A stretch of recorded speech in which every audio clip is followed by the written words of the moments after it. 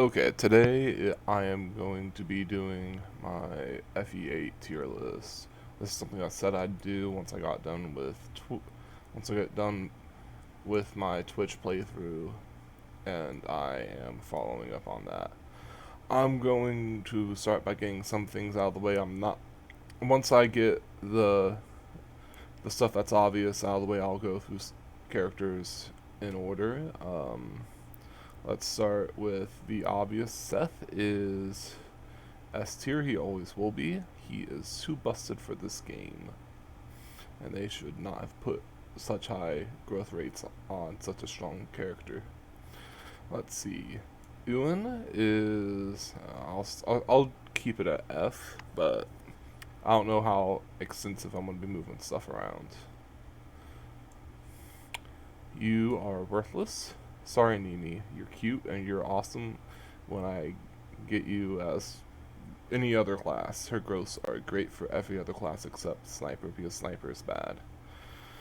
Amelia is absolutely awful.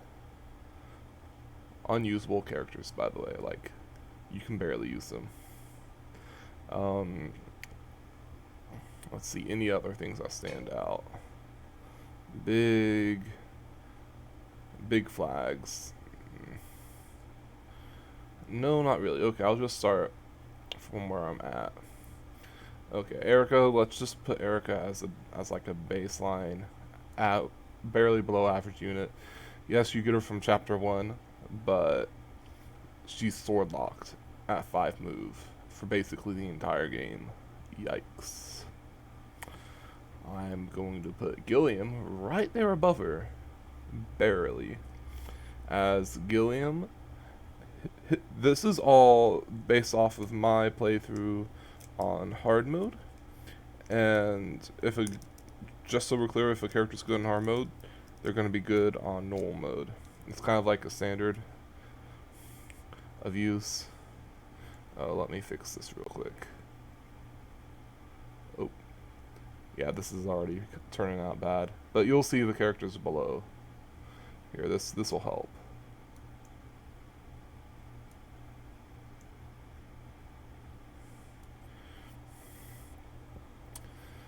Gilliam Gilliam is weighed down heavily by the fact that in every chapter he's viable in, there's axe wielders. So he could be used except for the fact that he's going to be dumpstered on. And the other issue is he starts out with like 9 defense at like level 3 if I'm not mistaken, or level 4. And that's just not going to hold up throughout the game. His bases aren't quite high enough to make it feasible to use him. But he is usable if you decide you need to use him during a normal mode gameplay. If I were doing an LTC, he'd be benched, except for that first chapter that you need him. Let's talk about Franz. Franz is up here at the top of A. And the reason why it's not quite up there with Seth is because Seth literally does everything better. And for, like, obviously if you're doing like a ranked gameplay or anything like that, and they say ban Seth, it's because, well, after certain chapters, because Seth is that strong. It's like when people say ban Marcus in drafts. Franz is really strong when you get him. I just have this consistency issue where, because his growths aren't impressive, he might. It's literally a dice roll, and sometimes he can be as strong as Seth, sometimes even stronger if you wait a little bit to upgrade him, or if you get RNG screwed, then you just sit around with a level 10, level 11 Cav,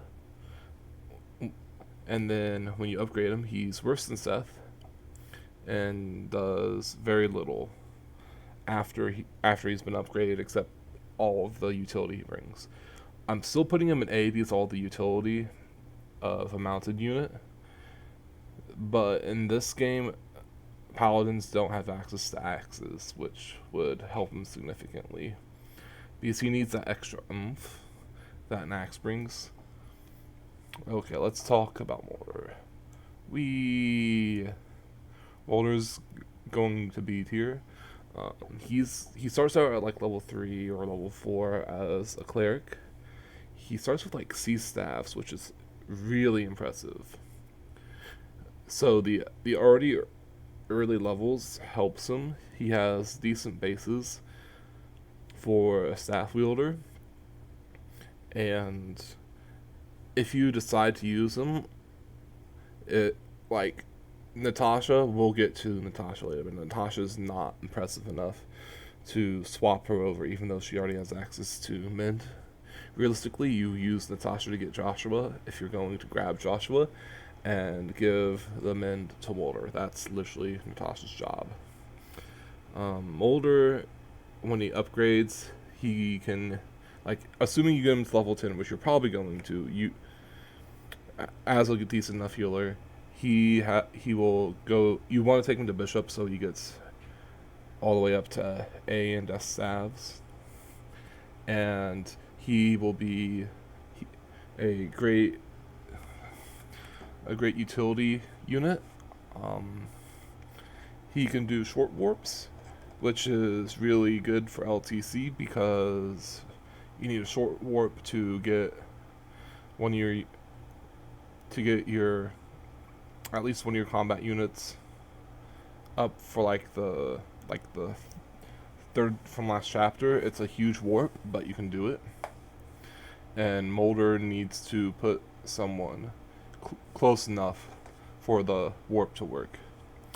Okay, let's talk about Vanessa.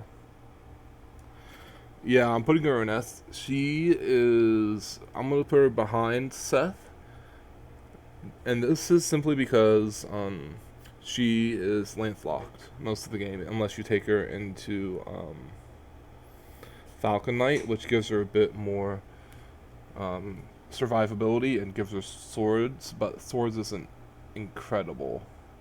You don't want to be sword locked ever, for a good reason. Swords have no 1-2 axis, and Vanessa has access to javelins, so that patches that up. You usually want to take her like Worm Rider or whatever it's called, the other class, because it also gives you access to Pierce. Sorry, you're gonna hear my brother in the background. Basically, Vanessa, the flying utility that early is really useful. Your only main issue is that Vanessa, the first 2 chapters you get her, are surrounded by axes, so you have to play a little safe. But outside of that, you can use her pretty liberally and give her a lot of experience, and she'll start sweeping through the game very quickly. Okay. Oh, what am I kidding myself? I'm moving these 2 down because there needs to be room for Ross. I'm gonna put Ross and Garcia roughly in the same place. And obviously, like, availability isn't an issue because they are literally available in the same chapter. Ross takes a little bit of training, but if you decide you end up wanting to use Ross, he has extra utility as a pirate, and then Berserker gets the extra strength cap growth, like it has a higher strength cap, and it gives you the bonus crit chance. That's really useful. In an LTC, a lot of people will use Ross just specifically so they can cross the water and kill. This is Ephemeral I'm talking about, by the way. They kill whatever her name is. I think it's like chapter 13, where the boss is Mage Knight. I forget her name, but you end up sending Ross across, and he handles killing her and a bunch of other units because you want to. I think you can get the turn down to you can get down to 3 turns that way. Anyways, Ross is comparable to Garcia. Oh, I think Ross trades a little bit of strength for a little bit of speed by the time he gets up to level with Garcia, but that's just like averages. But Garcia doesn't have access to the Berserker class, nor is Garcia going to be fast enough to double a whole lot late game, and you need to be able to double. That's one of the key points of Fire Emblem. That's why if you come across a slow unit, they're probably not going to be really useful. But that's a little bit easier to get around in this game for other reasons. Okay, I'm just gonna put Colm right up here. He's kind of, I can put him anywhere and see. He's great as thief utility, but they nerfed thieves to only have 5 move in the sacred zones. Oh, well, just sorry about that.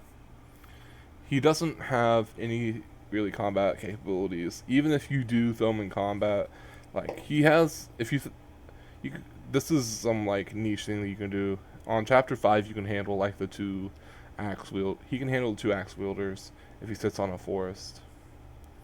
Over on the far right. That he also has like a few things he can steal, but not a whole lot. This game doesn't really give a whole lot for thieves to do. There's quite a few chests, but you also get Renac by the time you get like Colm really falls off. He's really frail, and if he dies, you don't have to worry too much. Like after, let's say, chapter 8, after chapter 7 really, but chapter 8, you can get, like after that, if he dies, so be it. Because there's not a whole lot you can grab that you need. You need the Elysian Whip in chapter 8 for Vanessa, and that's about it. Like, he can steal a few things. The energy ring is extremely useful. I usually throw that on Vanessa immediately, simply because the extra strength really patches her up and makes her a killing machine. Okay, I want to move on to Ardor and Loot. This is really difficult. Oh, you don't see my cursor. Oh well. I'm gonna put them both up here. There's a major trade-off. First of all, anima magic is really strong, so that's a plus for Loot. As a sage, I think the cap is 30. I know my Loot was like 28 magic, but she got some really lucky level ups early, so that really helped. Loot's issue is she's a lot like Micaiah. She has a lot of one punch, and that's it, unless you feed her a Speedwing. She will have a little bit of trouble doubling bosses and stuff if you don't feed her the Speedwing. Ardor, on the other hand, his issue is like mid to late game. You immediately want to upgrade him into a bishop, and he comes with a much higher rank staff than Loot. So if you're looking for a long range warper, you need to pick one of them. And Loot, even though she has the higher magic growth and higher cap, she starts at a lower staff rank. So most people usually pick Ardor. I'm gonna say normally I'd pick Ardor 2 if you just need the warper, but you also have access to another sage, so don't worry too much about that. This is just early if you need the long range warper. Loot also works really well because she has that extra magic, and she is really good at combat. Yeah, sure, she only has 6 move, but she's really, really good at combat. She will nuke anything without any res. So all the Armor Knights, there's an Armor Knight boss on chapter 5. Loot will handle that really well. Okay, I've already kind of had the talk about Natasha. She starts at level 1. That's her major issue, and she has such low growths. Like, no, not even growths. It's hard to get a staff user to level up fast enough to make them useful. Okay, let's go here. I want to be constantly increasing the size of this because I'm cutting off what's down there. I'm just using a maker, as you can see. So okay, Next is Joshua. Joshua would be good if you didn't have to fight a whole bunch of lance wielders, and the chapters after you get him are terrain heavy. These are massive maps. Not quite as massive as some of the other maps in other games. But chapter 6, you have a lot of force to move through, and in chapter 7, you have the creek and the mountainside, which force you to go around for Joshua unless you have someone carry him over. But at that point, like, you already have Vanessa and you have Seth. You have all these other units that are just fast, like move longer distances. So Joshua, if he had he has the killing edge, that's the plus side, right? Downside is he's sword locked and he has minimum move. That's always the issue with most Myrmidons. There's a few that get away with it, but not Joshua. I loved him when I first got my hands on him, but I'm gonna say he's on par with these guys. It's a little hard to align how they're supposed to. He's on par with the C rank just because it's a little hard to align where he's supposed. Like, they're all relatively equal, and they each have their own strengths and weaknesses.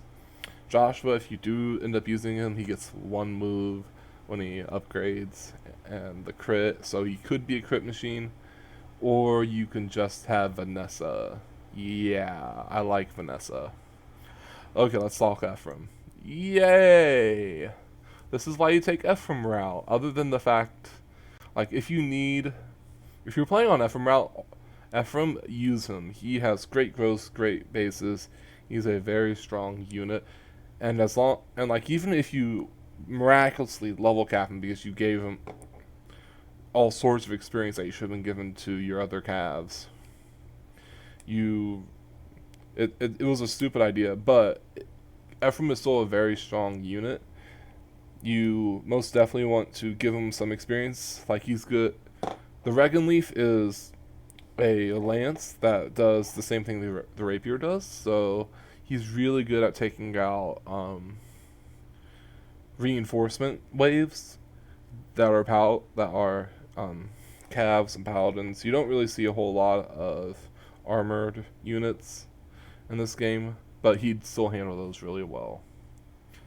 Now let's talk about this meme. He belongs at the bottom of C, not quite D. And the only reason why he's not in D is because he has carrying potential. He's a rescue unit. He's mounted. This is Ford. He's always at least one short in everything he needs, either damage or speed. He is frail. This is all in hard mode, mind you, but he'd still be this bad on normal mode. You have to feed him at least one thing, or else he's not going to do anything. The Red Cavaliers are always bad, or at least not good enough. That's my opinion. It's always been holding up. And I'm not gonna go in to details there, but he's just a bad unit. He's always short on something. Now let's look at his much better counterpart. It's Ford and Kyle. Yeah. Kyle, on the other hand, has well more than enough strength. I think he only has one or two more defense, but it is way better because he has more defense and strength and a higher health growth rate, and he has higher bases in those, and you just feed him the kills in Chapter 5 and he does good.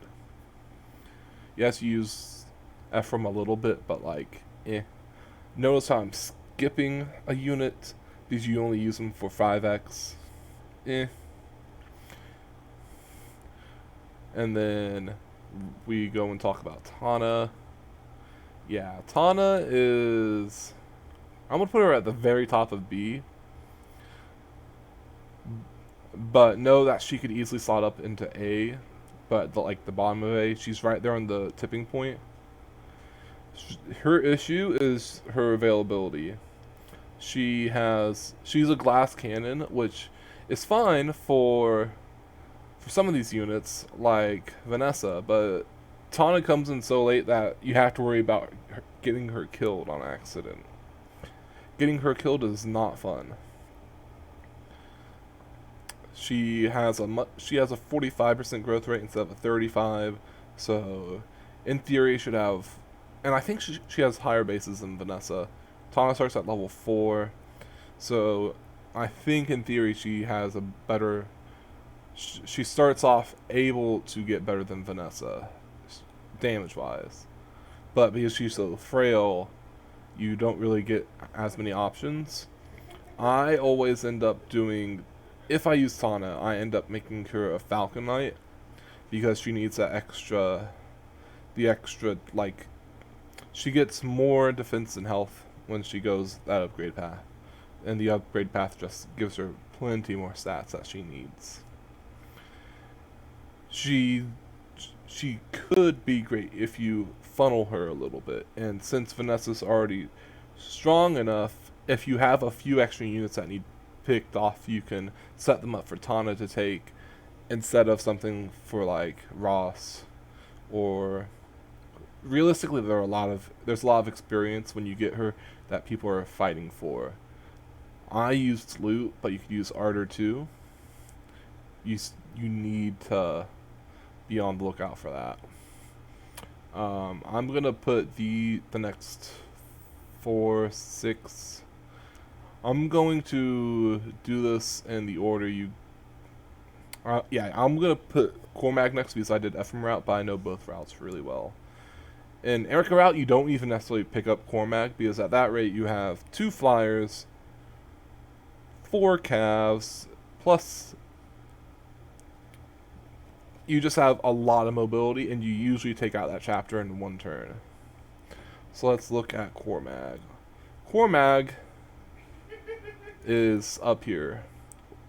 He's better than Tana for the simple fact that you get him at level 9 in Erica route.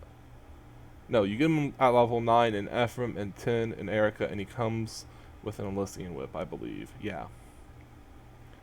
So Cormag, you literally, if you saved the Speedwing that I'd normally give to Kyle, if you saved it, you give it to Cormag and immediately upgrade him, and he is a monster.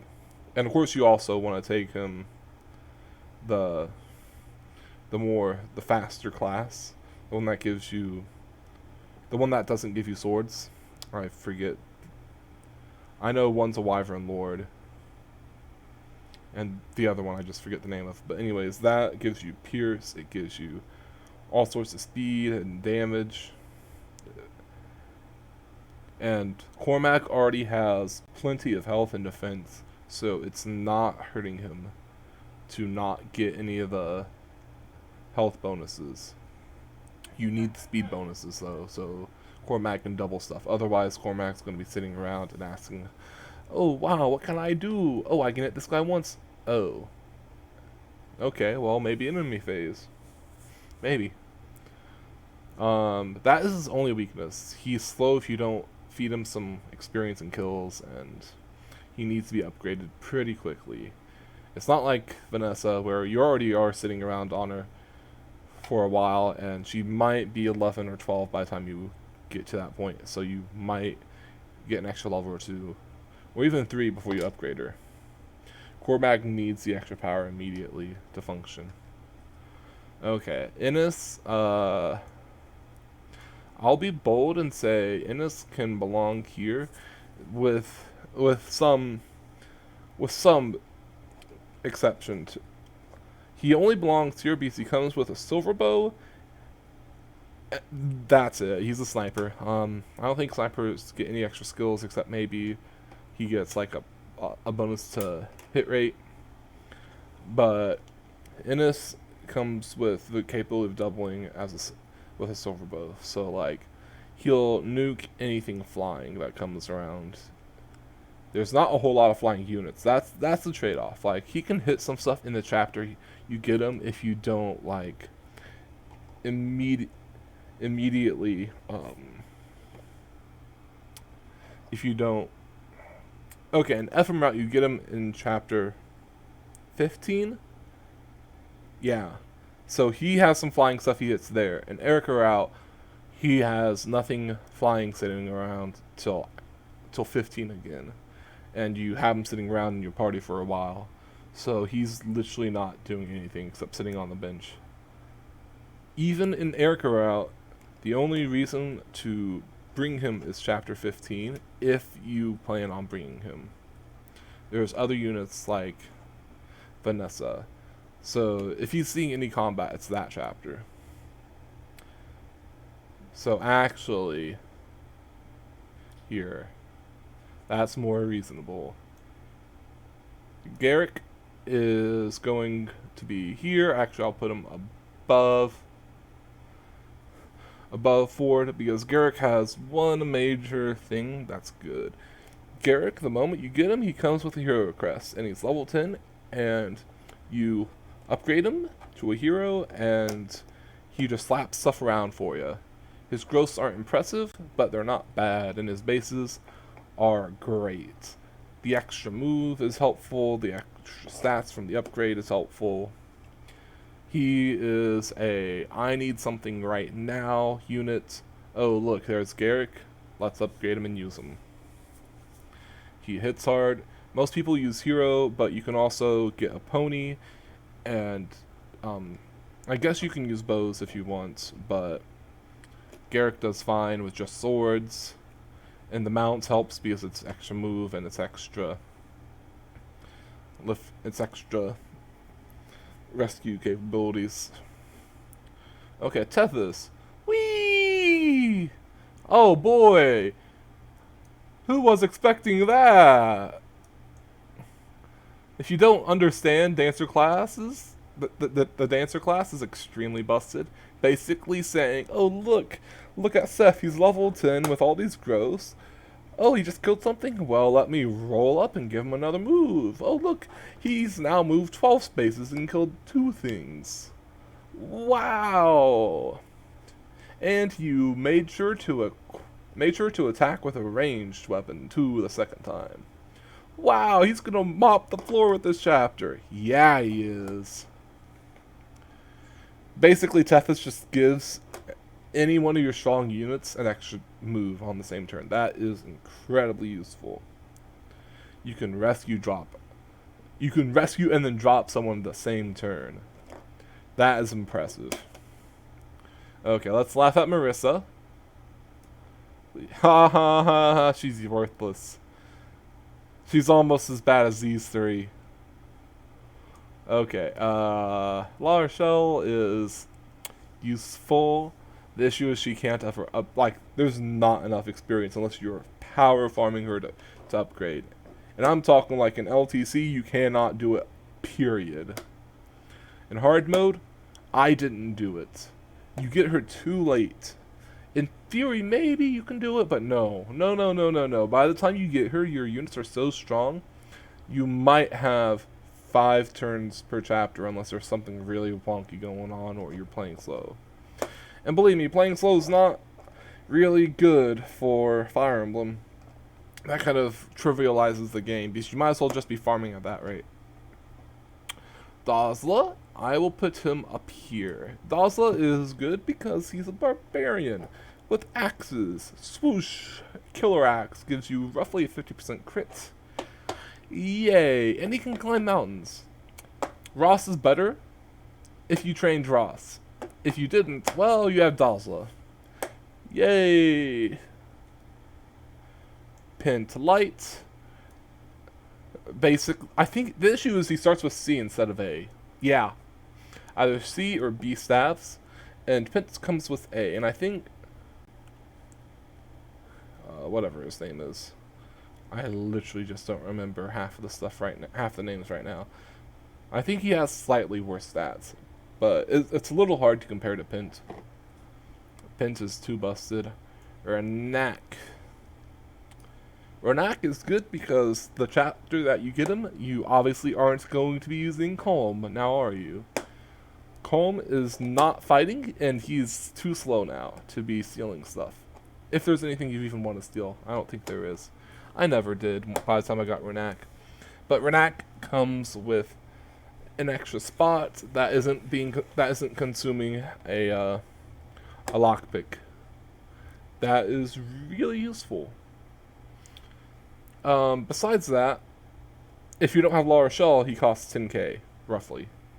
Not great, but I think you can just sell some things and like you have extra stuff sitting around probably, and you can just sell some stuff. You get you get the thing to upgrade Nimi, the archer upgrade, way earlier, and you can just sell that, and that's half the paying price if you really want to. Or you can just use La Rochelle and go order him to join. Doozle, yay! This is my opinion. Most people will probably put him down in B, but Doozle. Basically, his issue is I think he only has 6 moves, but his stats are just monstrous. And he comes with A in everything that he can use. A axe, a sword, a lance. That is mwah. It means he can use a brave... Okay, you don't really get brave weapons in this game. It's a joke. You get like 2. But it means he can use anything silver. Period. And he can use 1, 2, both. Which means he can one-shot stuff, which his strength is high enough for. Which means even though he's not necessarily doubling everything, what he doesn't double, he does quite a bit of work with anyways. Doozle does great. I ended up sadly sacking him pretty early. I think I got him through to chapter 14. And then I really, really could not put up with the Berserk staff, so I ended up just letting him die. Oh, Berserk staffs.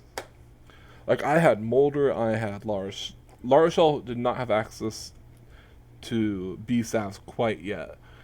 I had access to quite a few things. The only reason why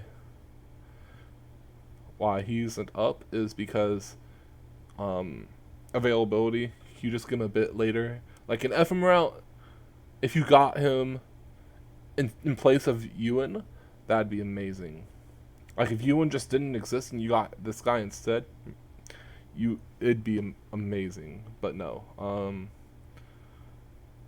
These 3. I know Cyrene's name. Bad Canas, I guess. I forget his name because I don't ever use him. Basically, his only use is if you have an extra guiding ring sitting around and you would like to use it on him, because you can make him a summoner, and summons are really, really useful. Myr and Siren are really hard to put in. Siren, I'm gonna put kind of here. I don't like it, but the reasoning is Siren, I think she comes in at level 1 as a Falcon Knight. That's not the issue. The issue is she has average or a little bit below average stats for a Falcon Knight at level 1. And that is a huge issue because at this rate you have a whole bunch of level 5 plus units sitting around that you've trained, that some of them even have had stat boosting items used. That is pretty insane. That's great. I'm gonna put Myr here separate just because, like, Myr as a unit, you can't really rank her. You get her really late. Like okay, technically you can put her up. You can put her here, not up in S, but you can put her somewhere on this little bell. Because you get her so late, and she has great effectiveness against undead. And if you need to use her for the final boss, she does bonus damage. She even does bonus damage against everything but Lion right then. Anyways, she is useful for what she does, but she's not really worth using unless you're not doing warp strats, and then she's kind of useful. She acts as a flyer She has 6 move. She's really weird, and the only way I can put it is she's not. She can be if I were to rank her, I'd put her B. No, I'd put her C, simply because like if you have the extra spacing around your army, for her to be used, congratulations. Most of the time though, she's not needed, and the stuff she can do, I guess you can use her, but like you've got other units to do that. You're supposed to.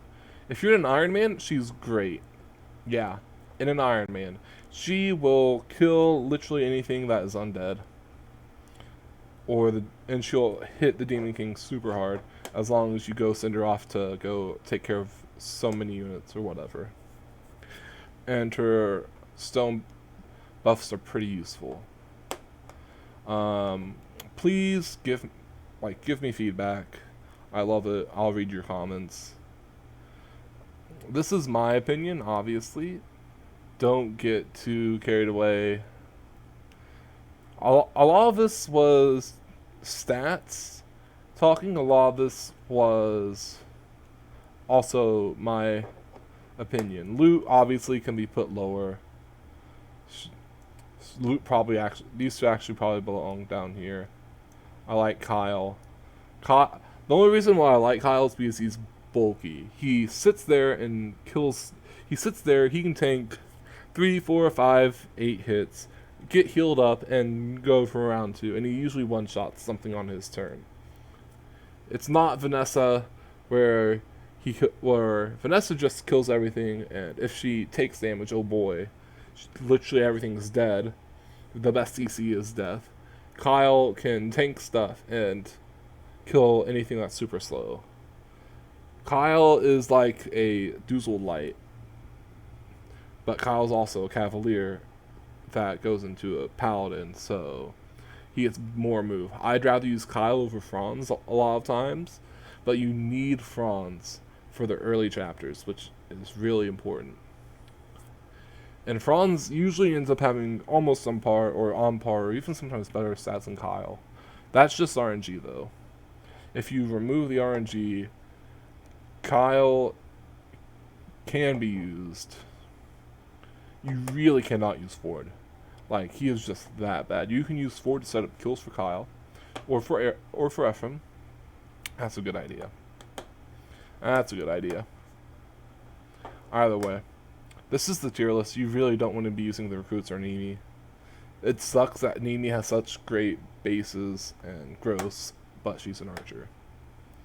Like, if you threw those on a Peg Knight at that early level, or most definitely if you threw that on a Wyvern Knight, which I've had in a randomizer of the game before, she just turns out really busted. But otherwise, yeah, please give me feedback. This is my opinion. There's a lot of stats that happened during the gameplay. There's a lot of things that were useful. If you're going for LTC, you probably want to put Ardor way up here. Ardor deserves to be an A for LTC purposes. I mean, you can still use loot, it's just a bit harder, simply because it starts lower. But yeah, that's it from me. This is Exalted Silva signing off. If you like my content, subscribe, put on the bell, whatever. I don't put up stuff often, but I will be slowly but surely. Thank you for your time. Peace.